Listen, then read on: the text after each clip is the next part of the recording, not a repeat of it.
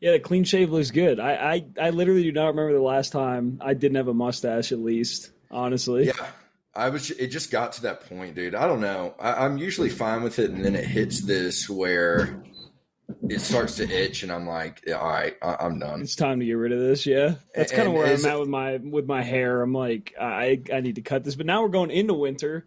It's like I should have cut it at the beginning of summer. It's like I might as well just let it ride at this point. Yeah, you got to let it ride. Unfortunately for me, I was just never blessed with a real man facial hair. I can't do it. It doesn't grow in right. Same. So I'm just stuck. Patchy as shit.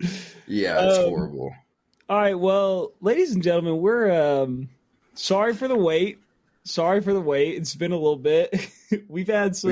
We pulled a Derek. We pulled a Derek, and we disappeared for a little bit, but now we're back and better than ever. We're back and better than ever. We had some changes that we feel that we need to address with you guys. So, I no longer have a girlfriend. We no longer have a Trey. There have been some personnel changes in the department. Obviously we wish it's all them good things. Yeah, it's all good things because we wish them all the best. Just opens up guest spots now. Yeah, exactly. Trey. Trey, look, let's lay it out. Lay it out on the table. We fired Trey. We had to fire Trey. He wasn't reaching. He wasn't up to snuff. He wasn't up to snuff. And you couldn't hack it. Yeah, and so we decided to part ways. He'll tell you it was mutual. It was a mutual feeling. It wasn't. There were tears from him, but we had to move on. And so, we're gonna start moving with a ton of guests. We're gonna really ramp it up here. Christian and I are trying to figure out how to do this in person, which I'm sure will take us forever to figure out. But we'll figure it out.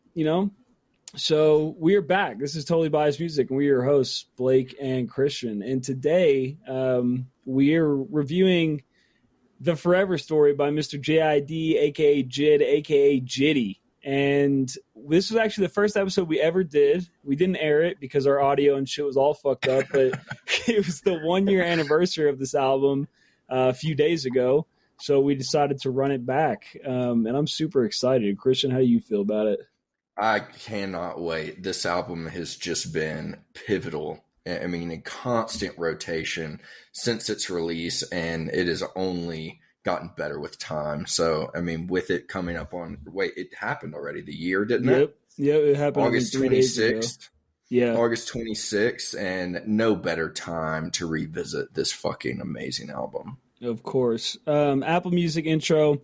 Brief paragraph from it. They say the Forever Story, to be specific, is a deep dive into the MC's family lore and an exploration of what growing up the youngest of 7 members outlook. If JID's last proper album, The Never Story, was an introduction to his lyrical prowess and declaration that he had a story to tell, The Forever Story is an expansion of that universe. Quote, never came from a very humble mindset, he says.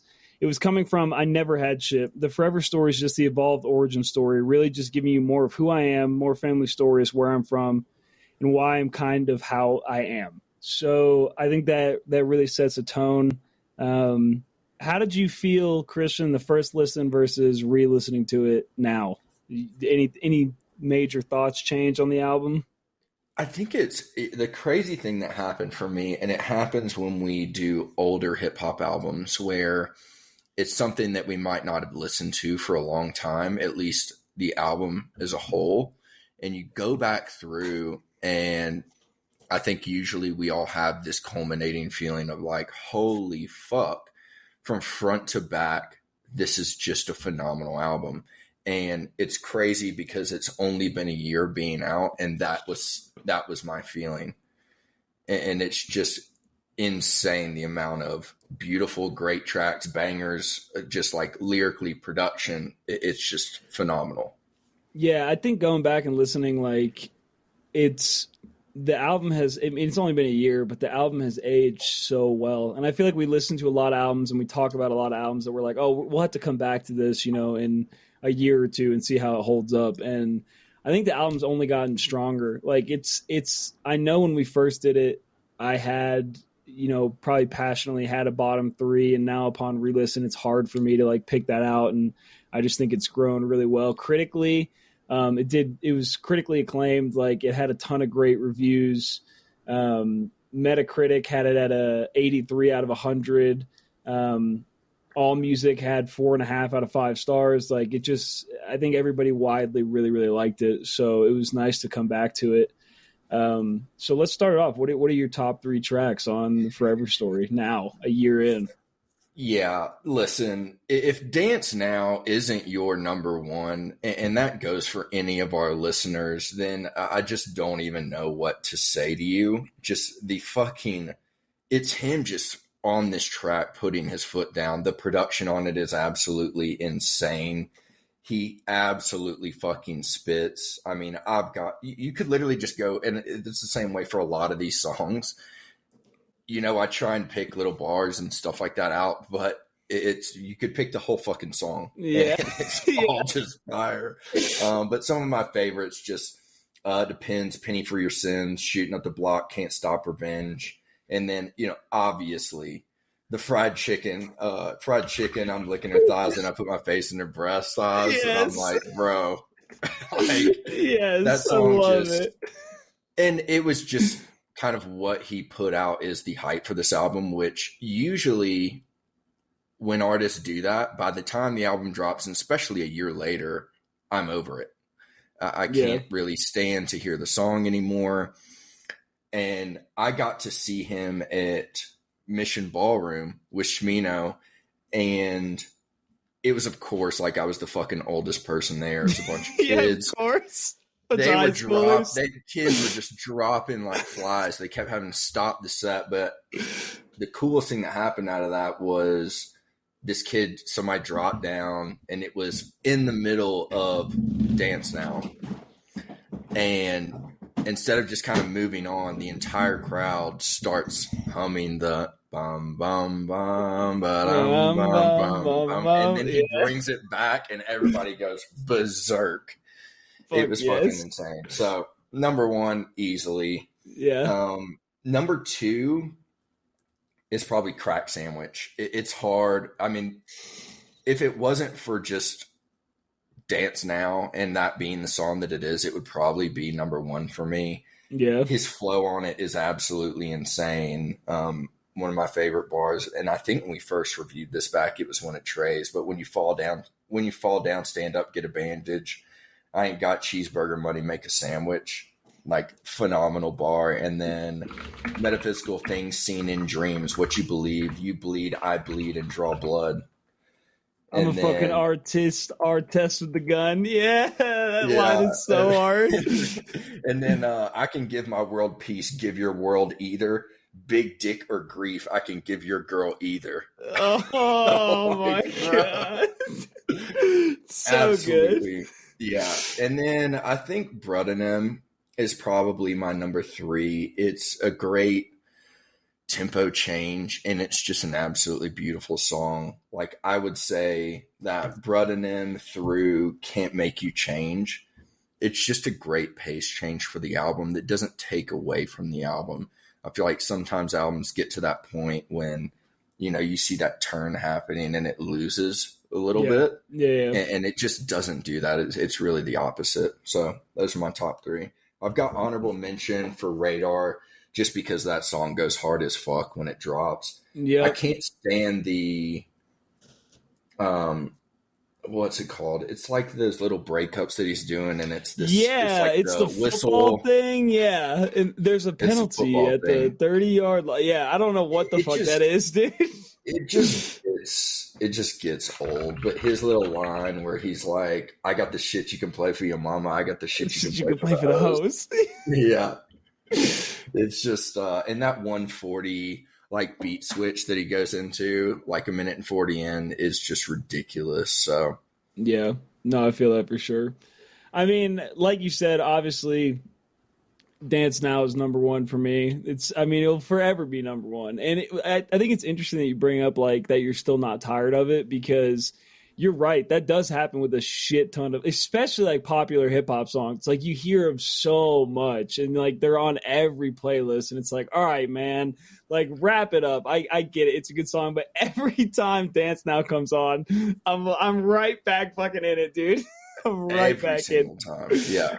And when we saw him at Bonnaroo, he played, it was like Dance Now, they kind of all like meshed together. There was no stop. It was like Dance Now into Crack Sandwich into I think Brud and Them, and there was just no break, whatever. He just went song to song to song. And like when Dance Now hit, I said prior to Bonner happening, I was like, when that Dance Now happens, that shit's gonna hit like crack, dude. 2:30 a.m. in the tent. Oh, and sure God. enough, man, everybody in the crowd was fucking losing it. And Fuck yeah. it just, I never get tired of it. So that's definitely up there. Cody Blue 31 is my number 2. I just love the swing on, just like that soulful singing that he does for the chorus. It's just like you said, it's a dramatic pace change, but the song as a whole is just really fucking good. There's a line in here. He has a good voice. He has like when he slows down and sings like on these, and obviously they're produced as different live, but he's pretty fucking good there too. Yeah, exactly. And he has a line in here. Keep on swaying a little sis, keep on swaying a little bro. I'm about to swing on Terry Payne because he said my sister a hoe. Getting high from Swisher Sweets, chariots are swinging low. Swastikas and the police hang a brother swinging rope. Like that line is it's so subtle too, but like it's really like that's kind of like encompasses what hip hop music is, right? It's always talking about fucking anti-police in one way or the other, and how police are anti-black, and he just does it really well. And then my third one, honestly, this is hard between Crack Sandwich and this song, but Can't Make You Change, dude. Who Ari Lennox is who is she's singing the chorus in this, and like her it's voice, so good. Oh it's my so god, good. It's just like it gets so soulful, and it's so just nice to listen to. It's just like a nice break for the ears. But there's a line in here where she, like, after she gets done with the chorus, he comes in and he's kind of doing this bouncy rhythm. But he says, juggling pain and struggling problems, looking for danger, ducking and dodging. I got a banger and not a small one. Brothers be changing like a revolver. Like, in the way that he just bounces on the fucking track is so good, dude. And it's just like, you're right. That's kind of where that, like, Cody Blue is where the vibe shifts on the album. Because you go Dance Now to Crack Sandwich, Can't Punk Me, Surround Sound. Those are all like bangers. They're heat. They're fast. It's like fast rap. And then it goes to Cody Blue into Brud and Them, System Them, Can't Make You Change. And it just slows down dramatically. And I like that he grouped the album the way that he did. You know what I'm saying? Like it was nice to have it chunked up like that. Yeah, and that's kind of what I was saying is, I don't know, sometimes we go through albums and this happens often where there is that tempo change and it sometimes loses you through the album and the change isn't really what was needed or what you expected or what you really wanted. And it's kind of the opposite here where it's exactly what you wanted from it. Yeah, no, 100%. So those are my top three. And then obviously honorable mention, Crack Sandwich, Surround Sound with 21 Savage is like, that's the summer anthem. That's like, I'm about to get into some violent shit, you know? And I also really like Earth Gang's verse on Can't Punk Me. And I love Lil Durk's verse on Brud and Them. And I remember the first time we did this, you were like, bro, imagine going to a concert and then being like, all right, next up, Lil Durk. Lil Durk. I'm like, who the fuck is Lil Durk? I just took a Lil Durk about 30 minutes ago. Yeah, in the porta potty. But yeah, it's fucking great.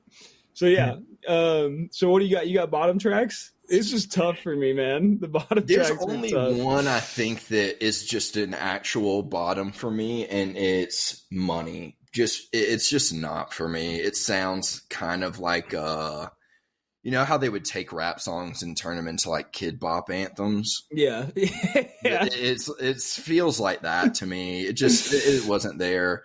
You're gonna hate this, but just in time. Don't say it. I knew it. I'm sorry.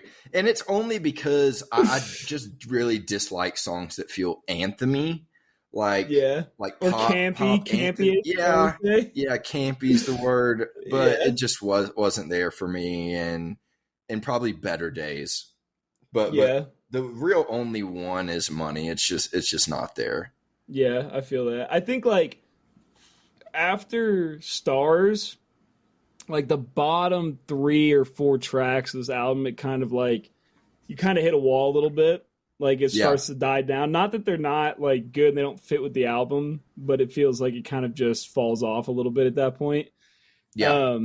But yeah, I would have to agree. I don't like Money for the same reasons. And Louder 2, I also don't really love. I think Louder 2, like his flow is just super weird to me on that song. It's like kind of jarring. He's like trying to rap fast in it, and I guess it fits with the beat, but like I don't know, it just doesn't feel like his style of rap music, so it comes across as like kind of jarring. So those are really my 2 bottom, and then Better Days is, it's okay. It's not anything phenomenal. It's not anything terrible, but stacking it up to the rest of this album is like it ends up taking a backseat to what everything else is. So Exactly. but it's still really good. So Pitchfork gave it a 7.3 out of 10. They say the Atlanta rapper's latest LP is an ambitious and overwhelming experience, the bridge between his upbringing and his place within hip-hop canon and black history at large. What did you think about, before we get into ratings, what did you think about like the whole theme of the album, like him kind of touching into his childhood, his upbringing, his life in Atlanta, things of that nature? Do you think he describes that vividly, or did it leave more to the imagination than you wanted? I think it leaves more to the imagination, but in a good way. It's almost this, like it's an obscure view into his childhood, almost like he's kind of trying to decipher the things that led him up as he's going, to where he's at now, as he's going through, making these songs, which I kind of enjoyed. Sometimes when it goes, really, really deep into, childhood and the ins and outs of that kind of life and trying to depict, it takes away a little bit for me. But I thought this was done well. I also think that being from the South in general helped that interpretation for me. Yeah, 100%. Especially like we obviously haven't spent time in the parts of Atlanta where Jid grew up, but like, we've seen parts of Birmingham, parts of Atlanta that he speaks about in this song, and it's funny, like, we grew up Speak kind for of yourself. Like I'm from true. the streets. Yeah, you are from the street. I forgot about that. But, like it's interesting to see, like even in the Dance Now video, he's in like where he grew up in Atlanta, and it looks so similar to places that we've spent time around in Birmingham or been around in Birmingham, and just places that we have seen and kind of grown up, not in, but around, which I found really interesting. And I like the fact that like albums like this, and I feel the same way about Ready to Die by Biggie, like, and Good Kid Mad City, it's kind of nice to get a glimpse into what they went through and what they did growing up and their experience in life, because apart from you, because you grew up in that same exact instance, right? Exactly. Like I didn't, so it's like I get to see kind of a glimpse into what their life was like when they were on the path that they were on. So I find that really interesting. Yeah, and I was trying to think about this earlier and trying to imagine him being on a different label outside of Dreamville, and it's really hard to depict. And I think those kinds of similarities and how he tells his story is very similar with like how other artists like on Dreamville kind of tell their story, and the production style is very like in line with that. And yeah, no, I agree. Where do you see his place in Dreamville? Like, I feel like it's the perfect fit for him, but what do you think? How do you compare him to artists like J. Cole and other artists on Dreamville? Do you think he belongs there? Or you think he should go somewhere else? I think he belongs there, and I think, and I don't know what the relationship is with Cole or whatever, but almost having sort of mentorship to someone like that, I think is a perfect fit for him. And seeing like an artist like Cole and what he does and what he has done is very similar. And I think personality, even wise, they seem really similar in kind of how they hold themselves, the kind of noise that they bring around themselves and stuff like that. Yeah, I think like Cole always gets this like kind of rep of, I don't know how to describe it, like fake like fake intellectualism, I feel like is what people think of when they think of J. Cole. But I don't see it that way. Like I think J. Cole really is kind of like an intellectual guy in the way that he makes music, and JID reminds me a lot of that. Like I think this is a perfect spot for him to be in. And honestly, I think he's a better rapper and a better artist than J. Cole is. I don't think he'll ever get the credit that J. Cole has, because he has that mainstream appeal and he's always doing shit with Drake and, you know, whatever it is. And he kind of blew up first. But I think JID is a better artist, man. I think like, just genuinely, I think he's better, you know? Yeah. And I mean, it just makes me really interested to see kind of where he goes from here. I mean, this is still really early on in his career, so I'll be interested to see like what he puts out next. I mean, looking back, and with the Never Story is also just an extremely huge album for me. I mean, I think my favorite song by him ever is on that album, called All Bad. Yes, I fucking love All Bad. I was just about to say that, dude. But I mean, I probably listen to it every single week. It's so good. But I'm curious to see kind of where he goes from here. Yeah, he reminds me a lot of, honestly, I feel like him and Isaiah Rashad are very much in like a similar spot in their careers. And Isaiah Rashad, obviously The House is Burning is, I know you fucking love that album. I love that album. One of my favorites of the past few years, especially in the hip hop realm. And I think that they have this upward trajectory that they could continue to ride if they do it right. But I want them to, you know, I don't want JID or Isaiah Rashad to be Drake and put out a project every 6 months, because we see what that does to the quality of work. Exactly. But just for the record, Jitty, if you're listening, or Isaiah Rashad, if y'all put a song out together, I will fucking shit. Fucking lose it, dude. Song of the year guaranteed. I don't even have to fucking listen to it. And I know. Yeah. That's like a friend of mine when Utopia, when Travis Scott's album dropped, as soon as it dropped, I was like, I'm putting the whole thing on the hip hop playlist. And he was like, bro, you haven't even listened to it. I was like, I got faith. I don't care. I got faith. What's going on? Yep. Okay, so I don't know if you remember. Do you remember what you rated this album the first time? I want to know what you thought the first time versus now. I wish I could go back and listen to it. I mean, I probably rated it like a 9.5 or a 9 or something. I feel like it's a solid 9. Yeah. And I think I would stay right there with it. I'm interested to see where he moves forward in projects, and maybe over time this will move up into the 10 for me of being perfect, but I think it's a solid 9.5.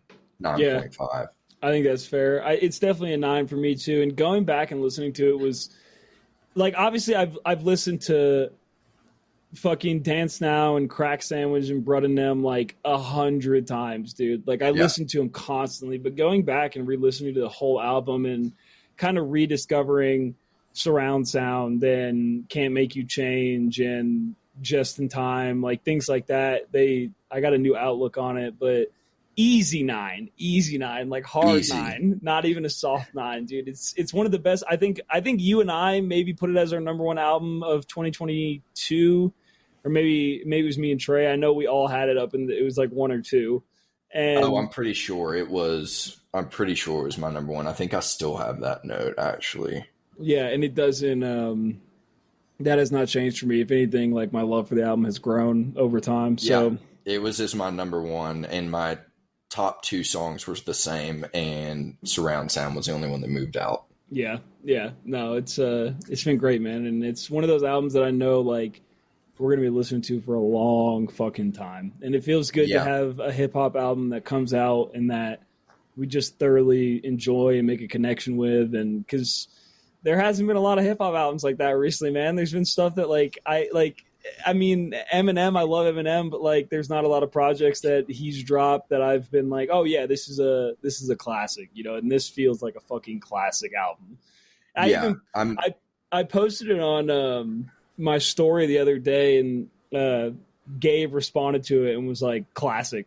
I think it's just widely regarded as like people love this fucking album. Been out for a year, classic. Yeah, like it's a classic. It's been out for a year. It's a classic hip hop album. I'm also like interested to see for his next project, like production wise, kind of who he enlists, because I mean this ranges so widely and has a bunch of amazing production on it with Monty Booker, K Tronada, like Bad Bad Not Good, James Blake, Thundercat. Yep. It's just, I mean, I'm excited to see his next project whenever that may be. Yeah, he kind of feels like he's in the position that Mac was in at kind of the crux of his career. Like Mac Miller made all these connections and had all these producers and was starting to produce music on his own. And I think that catapulted him into like a realm of success that he wouldn't have had otherwise. So it's nice to Yeah. see Jid in that same spot. I also forgot that when he did this release, he promoted it with that scavenger hunt, like in 3 different U.S. cities, where fans had to locate a Pontiac G6 on the side of the road, and that's where they like could blast out the album from. Really? I didn't know he Yeah. did that. Yeah, like that's fucking That's gangster. fucking crazy. Does it say where they were? What cities they're in? I know one was in Atlanta, but I don't know where. I don't know where the other 2 were. It's got to be somewhere in the southeast, I would imagine. Yeah, right. Just driving Pontiacs like Nebraska and leaving them on the side of the road. Yeah, because it says that's a car that he used to own, a Pontiac G6. So that's what they did. So fucking sick, dude. Hell yeah. Well, that was the forever story. Sorry, I mean, guys, it's only 26 minutes in, but there's only 2 of us now. You know, what do you want us to do? You know, we'll be short and quick with it. It's going to be fine. We'll start to beef up on content. Listen, everybody, we're relearning here. We're taking the training wheels off. There's 2 of us. You know, if you're just joining late, Trey was fired, and he's not going to be a part of. He begged us not to do it, and we said that the relationship had ended, and that's where we're at. So and so we're trying to rediscover how to just be Christian and I. And you know what? We're kind of going light on the offensive jokes today. Like kind of an honor, Trey, because normally he would keep us in check, right? But we don't have him around anymore, so we're trying to check ourselves. But don't expect that to last. Do not expect that. We know that he will be creeping on this episode in hopes that it fails or something like that. Yeah. So we're going to keep it really light and airy for Jitty because it's the year anniversary of this, and we're going to celebrate the man of the project. That's what he deserves. And you know what? If the episode bombs and like there's comments like, bro, nobody wants to listen to Blake and Christian without Trey, I'm going to tell Trey that it was our biggest episode. I'm going to be like, it fucking blew up, dude. It's crazy. Like we had thousands and thousands of listeners. Like, I guess they just didn't like messaged us on Instagram about it. Yeah, exactly. All right, let's roll into Rides or Dies. Do you want to intro your song first? Oh, yeah. One sec. I got to pull it back up. Yeah, so this is off of, my song is called Summer's Close. It's off of Zach Bryan's new album. What's it called? I should know that, but, you know, we're just running around here. Oh, it's his self-titled album, Zach Bryan. And I've never really dove into him, but he put this out, and I was diving through some tracks, and, you know, there's some good stuff on here. And then Summertime's Close. And you know what? We're starting to get into that time of year where summer's moving out. I hate to say it, you know. It's a sad, sad day. It was 53 degrees when I got up to go to the gym this morning. Crisp. It was beautiful. And so, Summertime's Close, baby. And Blake is now gone. We've lost Blake. I think he quit. And so now I'm just stuck here by myself.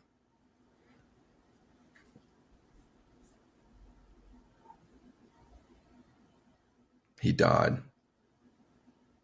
I think the pressure of it just being him and I on this pod together today got to him, and he couldn't take it anymore. We're going to be cutting the majority of this silence out.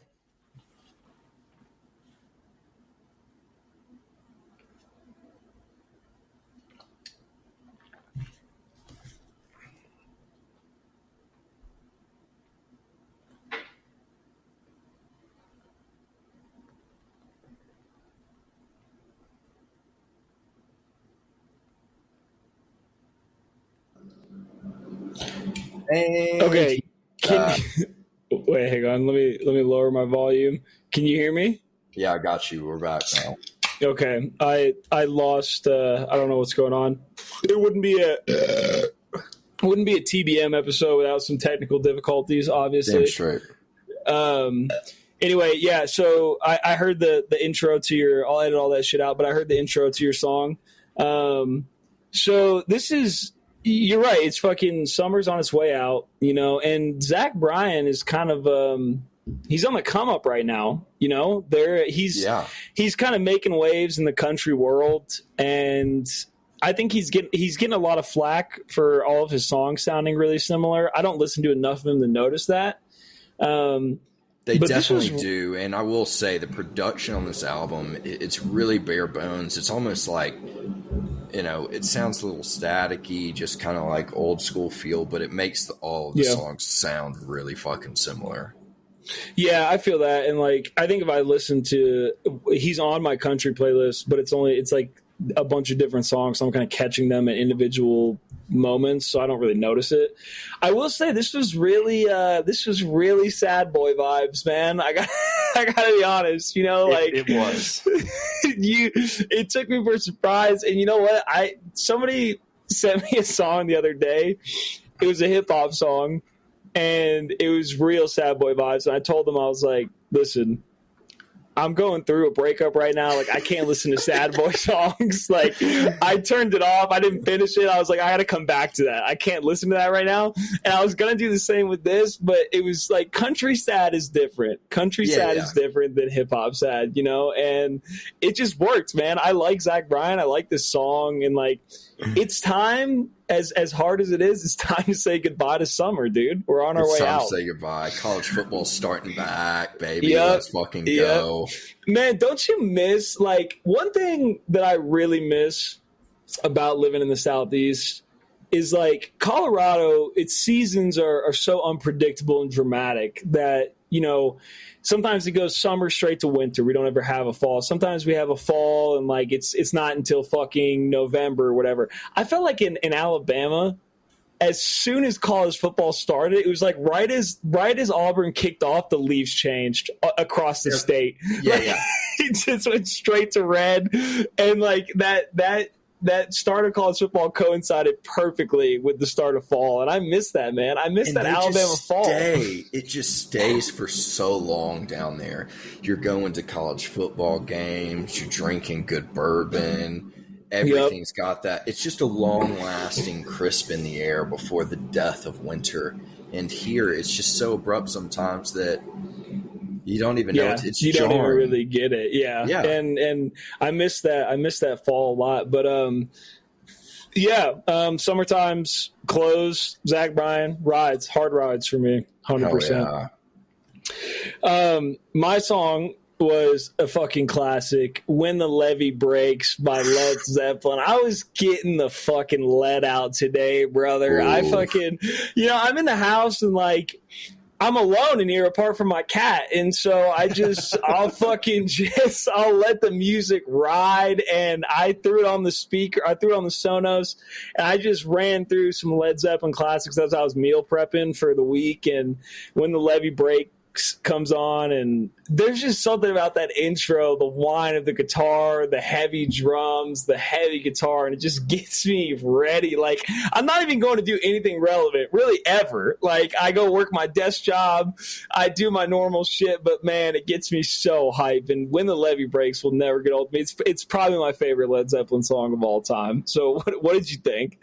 I mean, listen, this song will always and forever ride. It just it kind of gets that little wild hair about you. You put that on and you need to be driving in a Chevy Silverado with a 30-pack of Montucky cold snacks as your passenger rider. And that's the only fringe you need, baby. Pick you up some Marlboro Reds and cruise. Yep. Going into the mountains. We don't know what we're getting into, brother. We're staying in a cabin, and we've got 4 days. It's about to get fucking weird. Absolutely. And when the levee breaks, it hits right as you're going through the Eisenhower Tunnel, right? And you're just in the dark. God. It never gets old, dude. Never gets old. So, fuck yeah, that's Rides or Dies. I have a new segment I want to try out with you, Christian. All right, let's do it. I want to know how you feel about this. Hang on, I got to share my screen. So, instead of doing Trey's terrible Twitter takes, because he's not here, there is no Trey, and I'm not Trey on Twitter. who? I'm not on Twitter as much as I would like to.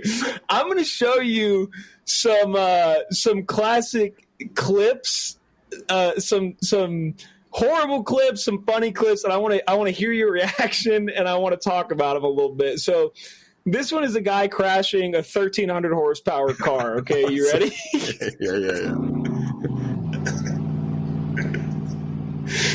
He's just enjoying the view. He goes, "Oh, the brakes are gone." Oh, fuck. Oh, my God.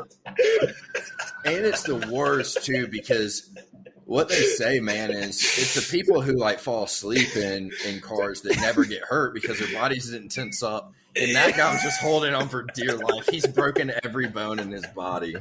He was not ready, dude. Jesus. He was not ready. So for people that are just listening, it's two guys in a sports car, I guess, that they built up themselves, and they go for a joyride and end up slamming into somebody at probably, I don't know, fucking 40 miles an hour. Okay, so here's another one. Police officer purposely slams on brake for a biker to crash into him on the highway. So this is Police another good force. one. Blue lives matter. Whoa, what are you doing, bro? What are you doing, bro? Why you break that? Oh shit! Oh shit! Oh shit! What the fuck? We call that manslaughter. He said, "What are you doing, bro?" I was like waiting for the guy on the bike to be speeding, but he was going a pretty normal speed. He's going like 80 on the bike, maybe. Yeah, and the And cop the just cop decided to take it into his own hands. Jesus. Okay. Oh, here's a good tweet for you. My body is a machine that turns tits into suck tits. I think you. I thought you'd like that one. Okay. Here's another one. This is a student at a track meet, and a little kid gets in his way, and I'll let you view the results of that instance.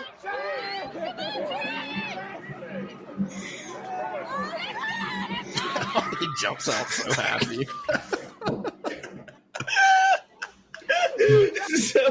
So for those listening, there's a kid running at a track meet. A little kid jumps in front of him at the track meet, and this guy is probably running, I don't know, 20 miles an hour, and barrels into this kid and just leaves him laying unconscious on the track, but keeps Honestly, running. That's what I like about it, is he just keeps running. This should be part of the Olympics, though, where you don't know where the surprise is coming from, and it's the big race. You know, it's the 100-meter or whatever, but there's some obstacle coming. Yeah, that you don't know about. And then I got one more for you. So this is, you know what? Let me let you watch it, and you can tell me what you think.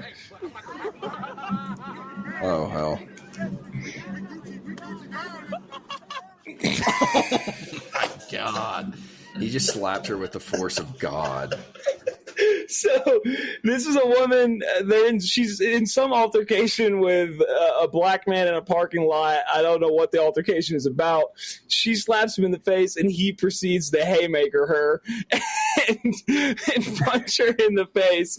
And she sprawls out, drink in hand, onto the concrete. That one's giving big time Mad Men vibes. It's throwing me back to the '60s, the good old days. The good old days.